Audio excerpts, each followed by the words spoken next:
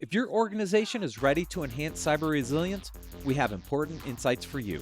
The Level Blue Futures Report 2024 sheds light on how rapid computing changes affect IT visibility. Our research reveals that while IT leaders see positive outcomes, 85% acknowledge increased risk. In this report, we identify the barriers to cyber resilience, the challenges impacting cybersecurity, and the business context that reveal operational issues. You'll also discover what's on the horizon and 5 essential steps for prioritizing cyber resilience. Get your complimentary copy of this crucial research today by visiting securityweekly.com/level blue. Cybersecurity, simplified. Panoptica, Cisco's cloud application security solution, provides end-to-end lifecycle protection for cloud-native application environments. It empowers organizations to safeguard their APIs, serverless functions, containers, and Kubernetes environments. Panoptica ensures comprehensive cloud security, compliance, and monitoring at scale, offering deep visibility, contextual risk assessments, and actionable remediation insights for all your cloud assets. Get more information at securityweekly.com/Panoptica. Do your end users always, and I mean always without exception, work on company-owned devices and IT-approved apps? I didn't think so. So my next question is, how do you keep your company's data safe when it's sitting on all those unmanaged apps and devices? 1Password has an answer to this question: Extended Access Management. 1Password Extended Access Management helps you secure every sign-in for every app on every device because it solves the problems traditional IAM and MDM can't touch. Check it out at securityweekly.com/1Password. That's the number 1 password. Welcome back to Business Security Weekly. I am your host, Matt Alderman, joined by Ben Carr. All right, Ben, articles for the week. We haven't done this in a couple of weeks. We had pre-records the last time, and then I was out. So I had a lot of articles to choose from this week. You know me, my logical groupings of how do we pull all this together. So first article, blind spots in the C-Suite and Boardroom. You don't say.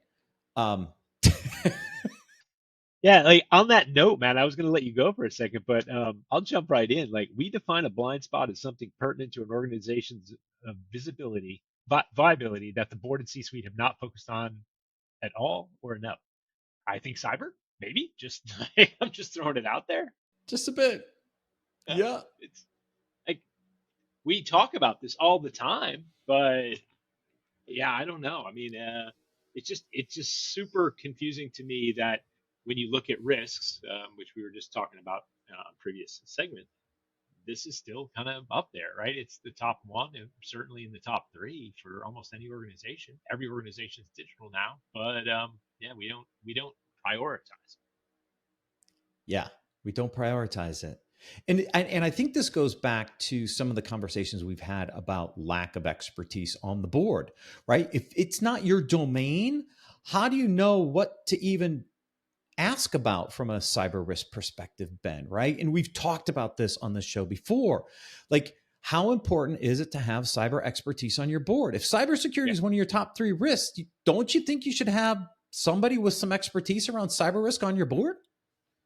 yeah, and look, I think that there are organizations that are trying to do a little bit about this. Digital Directors Network, NACD has some stuff, in its material. But I think like NACD is a great organization where I'd like to see more, right? I'd like to see some really forceful, recommendations that you have to have some type of representation, and it can't be just token, right? It can't be somebody who went to a 1 hour class and now they're the cyber person on the board. That just, that wouldn't work for your CFO these days. It shouldn't work for cyber. Nope. Yeah, it's just, yeah, surprising.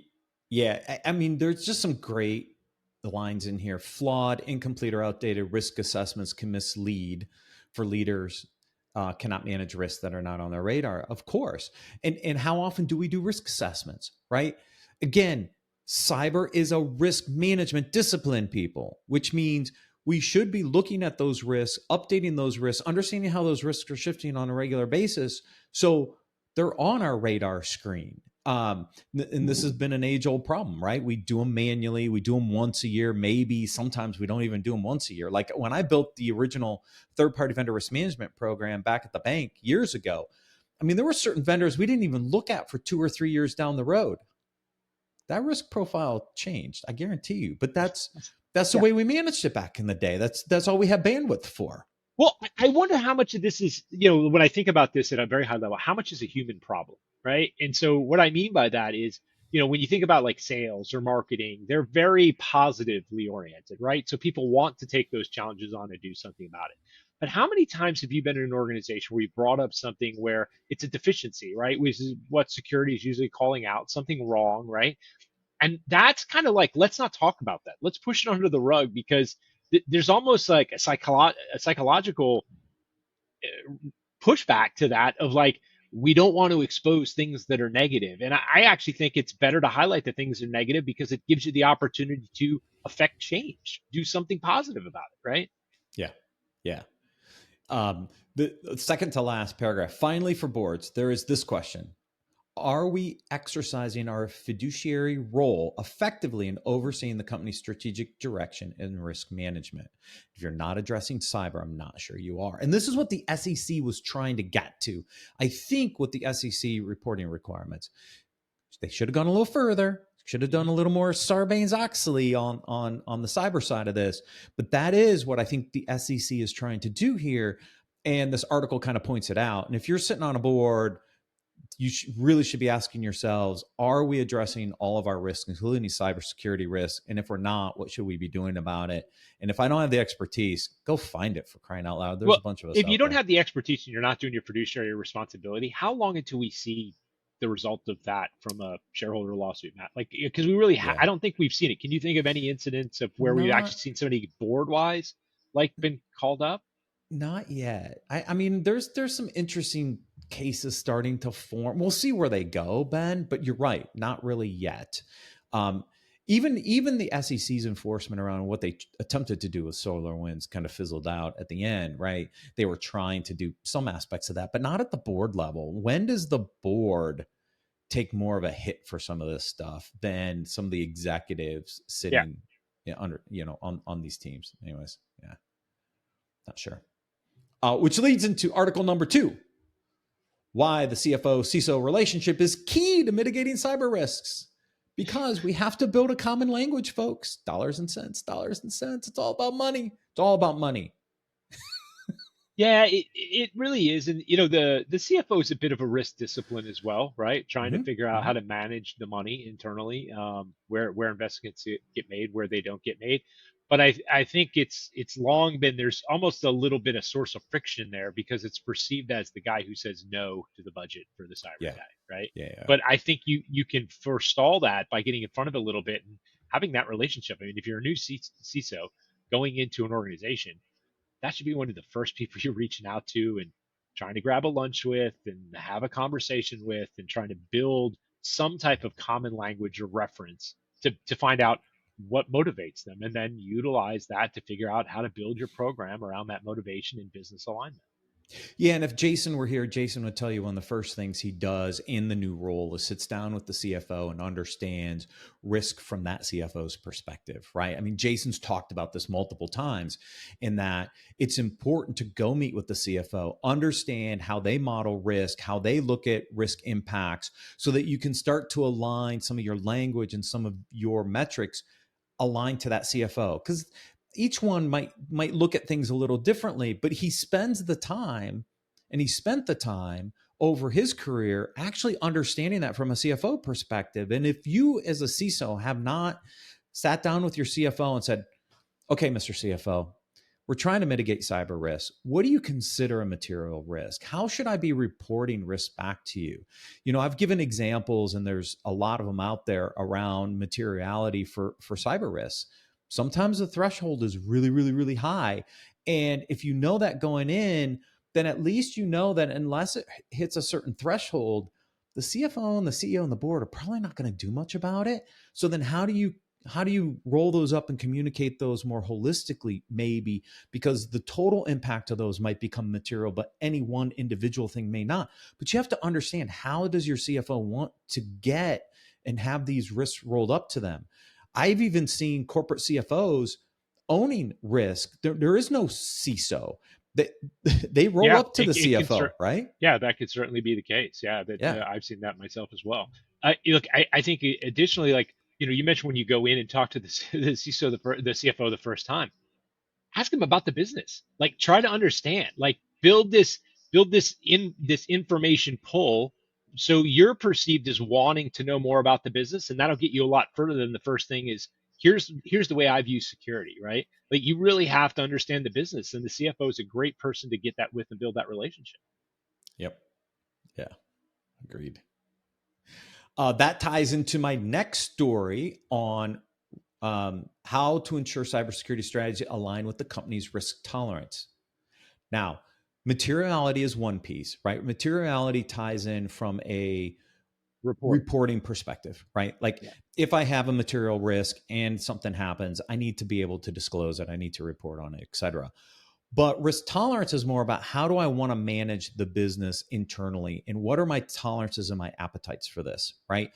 And again, I think it's a risk management discipline that we don't think about as much in cybersecurity. Is there has to be an appetite or a tolerance for a certain level of risk, and it ties into this concept of why it's so important. In my opinion, you have to quantify cyber risk, because then you can put some dollar values behind it, and you can start to set some appetite tolerance thresholds in order to manage those risks. And this is what this article is trying to get into, because the CrowdStrike outage, right, is mentioned in here, and I said this to a reporter when the event happened. They said, "Do you have any comments?" I said, "Here's what boards are going to ask for: was the investment in CrowdStrike to reduce certain risks worth the amount of disruption from an availability standpoint at the end of the day?" It's a very valid question at the board level. Was it worth that risk reduction to investment for as much time as it took us down? In some cases, the answer was yes, but I guarantee you, in some cases, the answer was probably not. And that's a risk tolerance, risk appetite discussion that I don't think we're having as often in the boardroom or with the executive team. Yeah, I look, I certainly have seen instances where I've gone in and talked to a team and said, asked, what's your risk appetite, what's your risk tolerance? And it can be a lot of blank stares, right? Because they've never really had that discussion before. Even though a lot of the other business areas deal with risk, they talk about it again, last segment, the ROI discussion, right? Like they talk Yep. about it on terms of ROI. So, are we willing to risk this investment for this return? Where cyber and some other things are typically not that, right? And so understanding the risk tolerance of like how much loss are you willing to take before Mm-hmm. we look at an avoidance strategy, that's a very nuanced higher level discussion that I think a lot of you have to be a more advanced company to have had that discussion internally. And so that's still something that's out there that people are trying to deal with. They are. They also get confused between the difference between risk appetite and risk tolerance. So I'm going to give an example for everybody. My risk appetite is the speed limit is 55 miles per hour. My risk tolerance is, how much above that speed limit am Yeah. I willing to go before I potentially get pulled over for speeding? That's the difference. And notice how quantifiable those are. Qualitative appetite and tolerance are really, really tough, folks. I'm just telling you. But when you know that the speed limit's 55 and I'm willing to do 60 miles an hour because I know I'm not going to get pulled over, that's the difference between an appetite and a tolerance. And in the risk case, I think you have to do some level of quantification to be able to set those thresholds. We've a lot of our clients now are doing risk quant with us on the cybersecurity side, and it's interesting to see them start thinking about this, Ben. Like they're looking at this and saying, "Hey, here's kind of what our appetite and tolerance is going to look like for these risks." That's a conversation I have not heard in a while, but that's because they're starting to adopt this more kind of risk first, risk quant kind of discussion, where risk management is actually starting to finally drive the narrative. Yeah, and I think for the board and the executive staff, it's almost worth it. It's almost like it's a quasi tabletop. Is to go through some examples and say, are we willing to actually weather this amount of public disruption, product with the problem with product, downtime and inability to deliver, right? Like what is that actual delta that we're willing to essentially play with, because we think it's the juice is worth the squeeze, right? The long term win over that short term problem is going to have a better payout for us. But without working through physical examples and seeing that, a lot of people can't put those two together and understand how they align. Yeah, agreed. Agreed. Forrester's come out with his top priorities for 2025. Now, I think I'm trying to get the Forrester analyst folks on to actually dig into this report in a future segment. We got wind of the research a few weeks ago, and I love to bring the Forrester analysts on. So I'm hoping we can bring them on. But it's interesting where some of these top priorities are as we move into 25. And the reason I pulled this article, because I don't like to do a lot of you know, projections and stuff, but I think it's important for people to understand where are we seeing investment changes and shifts, because how do you prepare your budgets for next year? So in this one, it's around API, supply chain. I think AI are the big ones that everybody's going to start really trying to build some budgets around from a priority perspective as we move out of 24 into 2025. Yeah, still cloud security is coming up at a 14% increase, right? Yeah. At more than 10%. So yeah, it's not surprising. I was impressed with the fact that they're saying that 90% of CISOs will see a security budget increase next year. I think we'll have to see where the economy goes to Yeah, see that, but I know. yeah, it'd be interesting to see how this plays out. Yeah. And some IoT stuff in here too in this report. So, like I said, I'm hoping to bring some of the Forrester folks on, talk through the specifics in this report. But I thought, for people starting to prepare for their budgets for 2025, because we're entering budget season, we're in September, and a lot of people are going to have to start getting their arms around budgets. These are some of the priorities Forrester's seeing, so it might help you with some of your budget priorities. All right. But it sounds like the last segment, evolving cybersecurity, aligning strategy with business growth. You think? Not to beat a dead horse, but every once in a while, I think we have to on this one. So Yeah, I wish Jason was here because he'd reorder the list, right? But yep. yeah, look, I think sustainable risk management certainly needs to go a little bit higher here. You need to figure out what your risk management strategy is before you build capabilities around it. And executive translation of cybersecurity concepts. I don't know how you have that discussion unless you've already educated and talked about at a business level what you're doing from a program level. I mean, going in there and just saying we want to do more vulnerability management isn't going to cut it. So No. I think, yeah, again, don't disagree with any of these things, but ordering in value, I think, is where the importance comes from. Agreed. And again, the reason I brought this in, number 3, not quite in the right order, but optimizing risk and costs. This is, I'm just telling you, this is the conversation that's happening at the executive board level. How do we optimize risk compared to the amount of money we're spending for it, right? We had Samed to Carr on here about a month ago talking about aspects of this, and I see this playing out in a lot of client environments where they're being challenged on how much they're spending and how much risk reduction they're getting. And because budgets are tight, even though Forrester says 90% are going to see an increase, the question is, where are those dollars going to get allocated? How are you going to optimize those spend for the amount of risk reduction you're going to get in the overall discussions? And so this article is important because, again, I think as a CISO, you have to really figure out how to have the right communication in a business language perspective with your executive team and the board, because these are all the things that are being asked up at those levels. And if you're not in a position to say, look, we want to spend $1 million to reduce 10 million in risk, you're going to have a hard time communicating and justifying that $1 million spend, because I'll go spend that $1 million on an AI project that Yeah. moves revenue by $10 million before I spend it to reduce 10 million in risk or whatever the number is. Yeah, because there's a long term, there's a long term multiplication factor to that too, Mm-hmm. right? It's not just the initial Yep. year, but hopefully that AI is going to have the anticipation is you're going to get year over year growth over that too, right? So that initial Yeah. avoidance, is that going to pay off year over year? Is that like, how's that going to function? Is it going to, there's a lot of aspects to look at this, and how the executive staff looks at where their investment strategies go. And you've got to think like a business person. Yep. Agreed. So it's football season. You're not a big football fan. I brought this in for Jason, then realized Jason wasn't coming. But how to lead like a coach, and I I was watching the games this weekend. I'm uh oh my the Browns. Anyways, like there's just certain things that I cringe, right? And as a coach, right, you're there to lead a team, a lot of different positions to move forward, and then you look at the mistakes they make, and you're like, like when are you going to learn that that wasn't?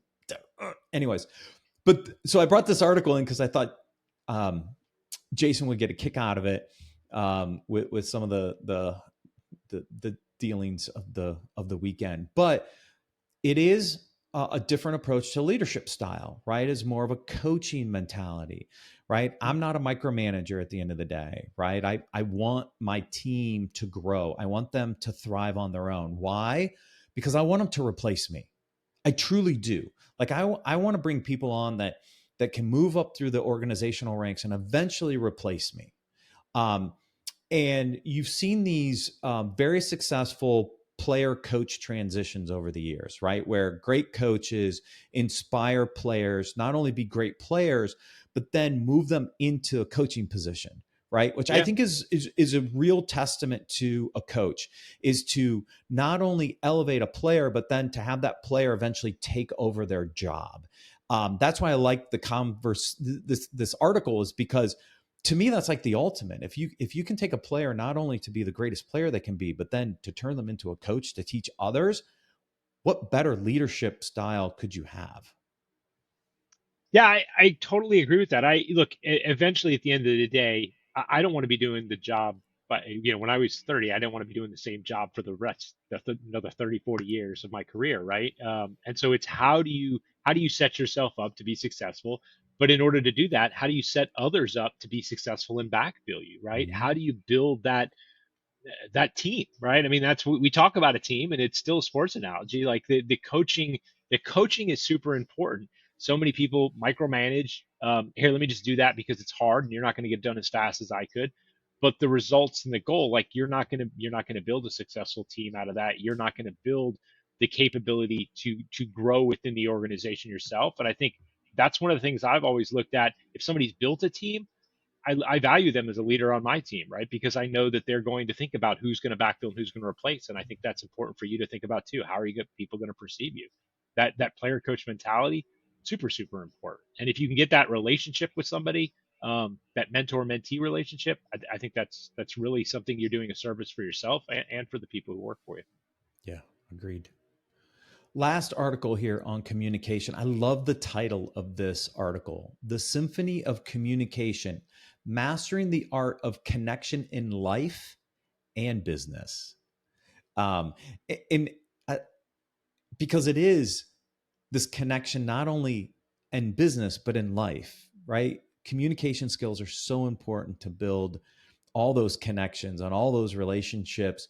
And so this article breaks down a lot of things we talk about a lot on this show from a communications perspective, but it put it in a really beautiful context around uh, not only business communication, but all how this helps you in like day to day life. And so it talks through, we talk empathy a lot, and being an empathetic leader and understanding empathy, um, brevity, the art of saying more with less.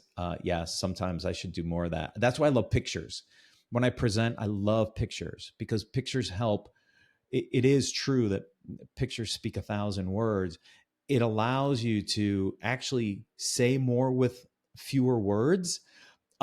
And so I love it around that brevity perspective. And then authenticity, right? I mean, you got to be authentic. Otherwise people aren't going to trust you. And it's such an important part of Yeah, people see that communication. very quickly if you don't have, Yeah. yeah, authenticity. I Yeah. love the list here. There's a lot of great things on here. So I, two things. One, the player coach thing that we just talked about, right? Look at these things. Like, one, be self-reflective of where you're missing, right? But also think about, your team. Like, this is a great, article to look at when you're coaching somebody. Where are the things you need to coach? Is somebody need better feedback? Are they not being consistent? Are they not being authentic? Like, it's a great primer to think about, like, how important communication is to that relationship and how you do Mhm. it. And then Matt, you brought up a great point. Like, you're a visual learner, right? You look at things, you need to see them. Some people need to do things. Some people need to talk through them, right? And so understanding those different styles of communication that are important. Somebody might really not be great at listening, but if you know that deficiency, you can counteract that and provide them, written stuff, right? Yep. So it's about understanding the balance that needs to happen and how people communicate differently. But yeah, great list of items here. Yeah, and I'm actually going through it with parts of my team right now, right? Because we're so customer facing.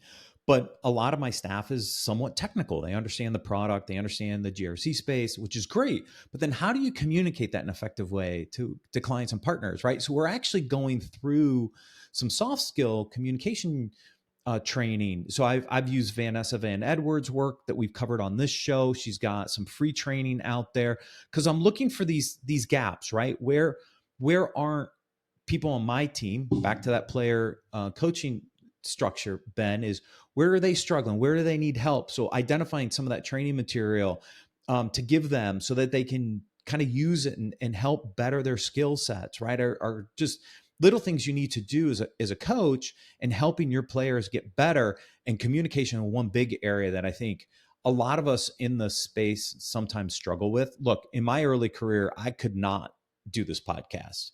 I would have been a complete wreck. But I've learned over the years of how to be a better communicator so that I could do something like a podcast, right? But it took time and it took someone and a lot of training, and a lot of help from a lot of people to get to where I am. So I'm trying to give that back to my team so that they could eventually run their own podcast. Like, how cool would that be? Yeah, super valuable to identify a gap, figure out how you're going to mitigate it, and then teach others how to succeed in those same areas. Yeah, I love this. Yeah, agreed. That's it for stories this week. Ben, thank you for joining me. Always a pleasure. Thanks, Matt. Thank you. Thank you, everyone, for watching and listening. We'll see you next week on Business Security Weekly.